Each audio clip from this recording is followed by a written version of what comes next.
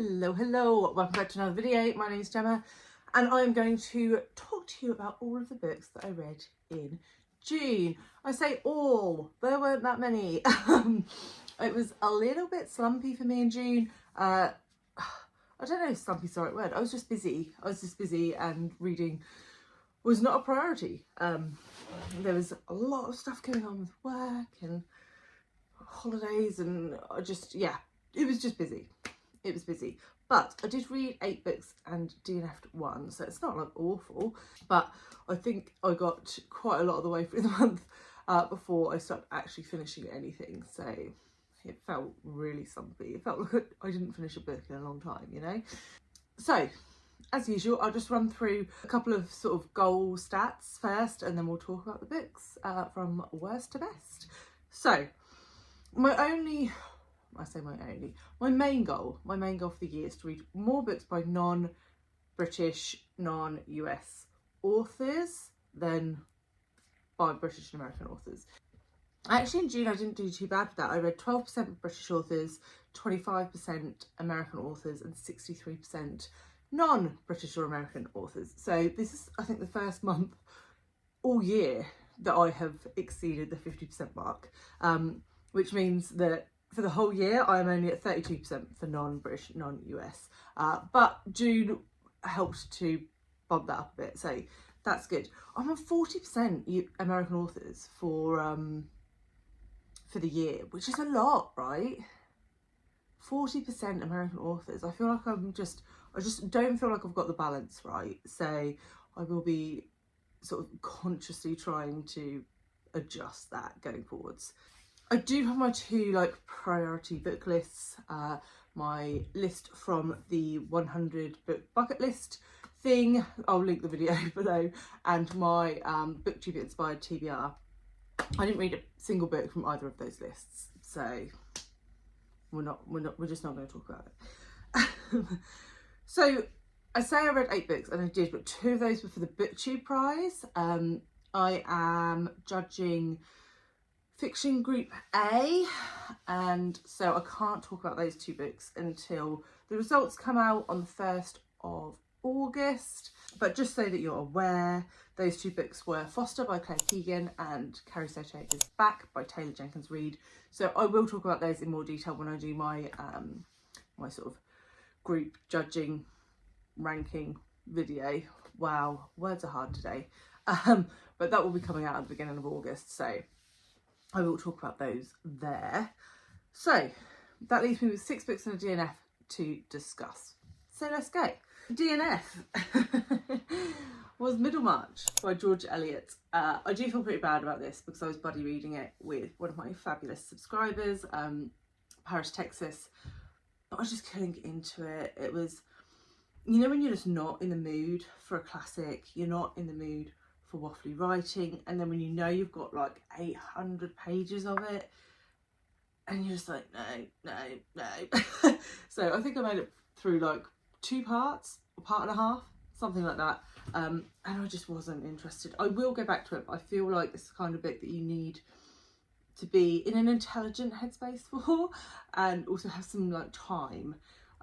Picking it up and reading 2 pages at a time is just not going to cut the mustard with a book like that. So I will go back to it, but for now it's a DNF. So in 6th place we have 9th House by Leigh Bardugo. So I buddy read this with the lovely Alice and the Giant Bookshelf, that was a hard word to say, and Angie's Book Chatter. And I have read Leigh Bardugo before. I read the first 2 in the Shadow and Bone series. I thought they were crap. But I thought maybe because they were her first books and they were YA, maybe 9th House will be better because it's adult, and obviously she's like more into her writing groove. So maybe this will be better, right? And everyone like raves about Leigh Bardugo. Everyone thinks she's like, she walks on water. So I was like, okay, let's give this a go. Yeah, didn't really like that. I am definitely done with Leigh Bardugo. She is not an author for me. There were parts of this book that were really enjoyable, but the pacing was all over the place. You'd sort of really get into it, and then she'd slow the pace down so much that you didn't want to pick up the book again. I felt like there was a lot of conveniences in the plot. I haven't even told you what it's about. It's like the chosen one trope. You've got this girl who can see ghosts and no one else can see ghosts, only her, and she's sort of part of this magical society at an American university. I can't even remember which one. Yale?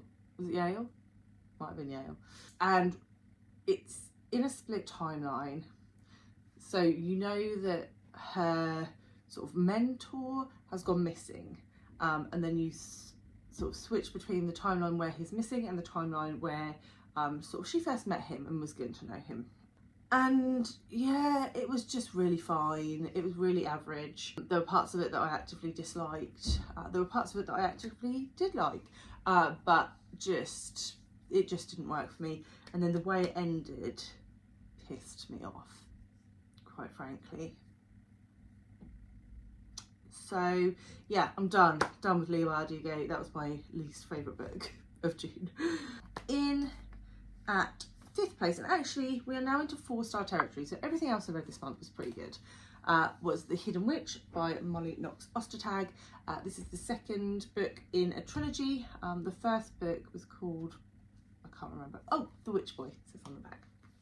And this is just a super cute graphic novel about a boy who doesn't want to be like a changeling, he wants to be a witch, but in his like community that's just not accepted, and so we're sort of following his story. But it's just really lovely.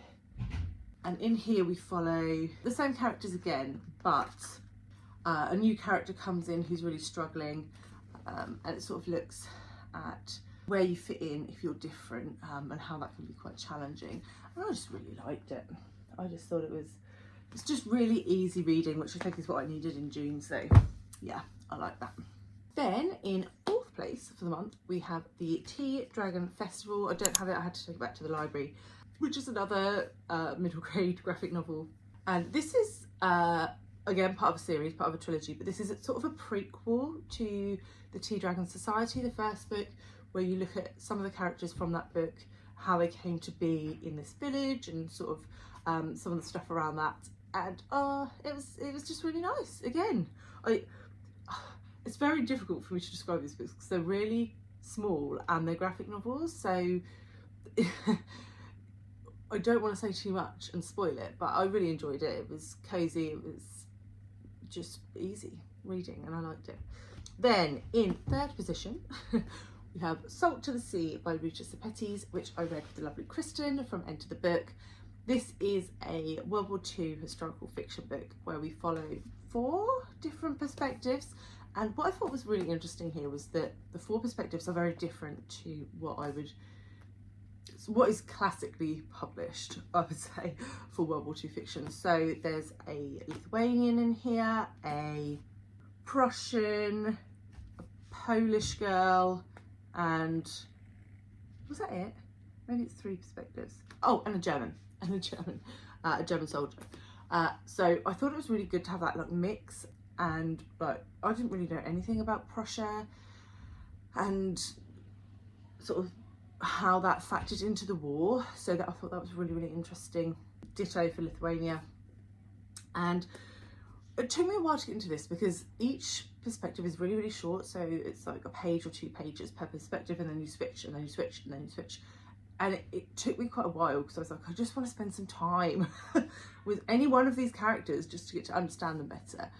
But when it reached the end, it became very, very clear that that helped to grow the tension and pick the pace up, and it was just like really compulsive, particularly towards the end of the book.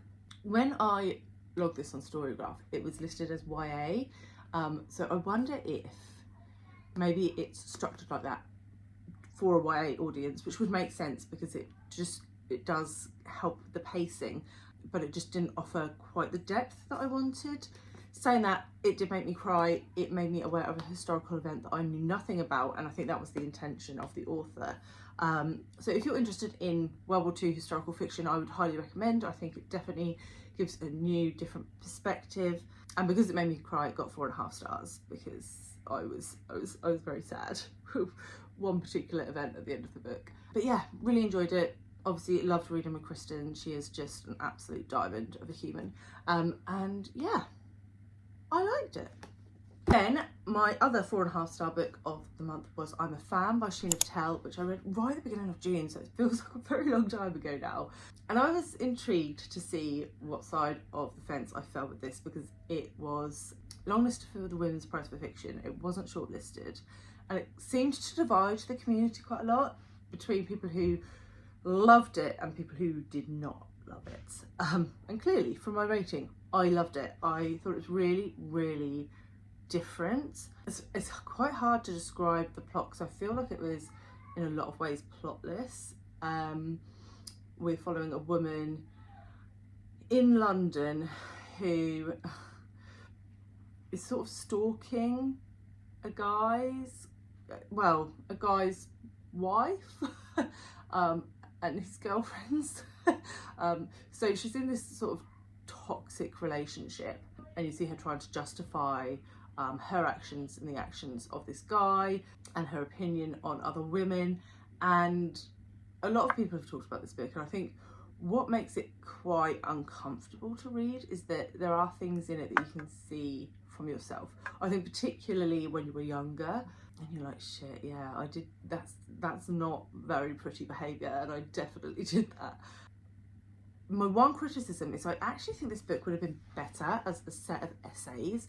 I think the topics covered, from social media to relationships, race, feminism, sexism, I think like the ideas that Sheena Patel had around like all of these different really important topics were super interesting. But I would have absolutely read it as an essay collection and it would have been 5 stars.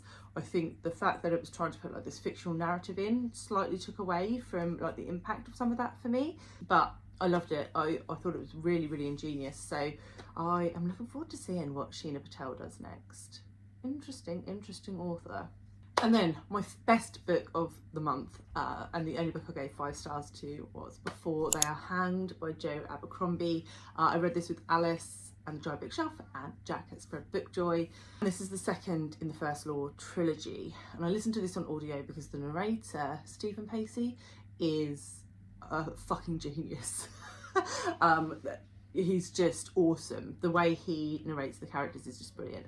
And I gave the first book in this series, I think 4 or 4.5 stars, because though he had created the world and these characters, and his character work is like second to none, there was very little plot in the first book. The second book is where you start getting some serious plot, and because you have all this background on the characters and the world and the way it all works, it just, you are in it, man. You are in that world. If you don't read any other fantasy series, this is the one. This is the one. And you need to read the first 2 books before you say it's not for you, because the second book, holy macaroni, it was amazing. And also the way that Jo Abercrombie can create characters that you dislike in the first book, but then their character arc is so compelling that by the end of it, you love that character and you're rooting for them and you're like, no, when something bad happens to them. It's just brilliant. So yes, I can't recommend it highly enough. It's very difficult to describe the plot, as I said, because of the way that Abercrombie builds it, but essentially it is sort of a military fantasy, political stuff going on everywhere, multi-perspective, war, weird creepy magic happening, particularly in the second book. Read it now. And that is it. So this is like the shortest wrap up I think I've ever done.